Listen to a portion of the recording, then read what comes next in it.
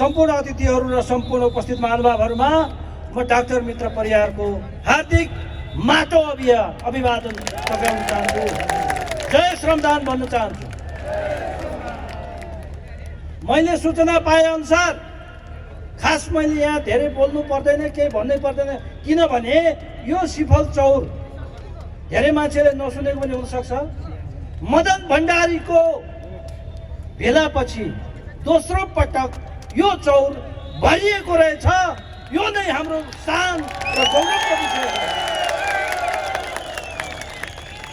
यसले के देखाउँछ भने यो राईको मात्रै पार्टी, यो धरानेको मात्रै पार्टी, यो पूर्वको मात्रै पार्टी भन्नेहरूलाई गजबको धक्का दिएको छ कि छैन?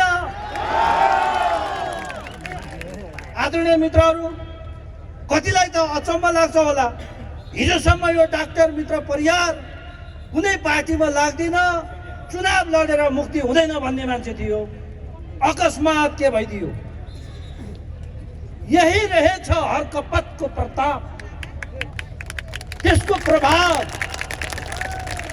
मलाई के लाग्यो भनेदेखि, मलाई पहिला के लाग्थ्यो भन्दाखेरि हामीले खास गरी दलितहरूले, अछुत भनिएकाहरूले, शूद्रहरूले, तल्लो वर्गले, तल्लो जाति बनाउँदाहरूले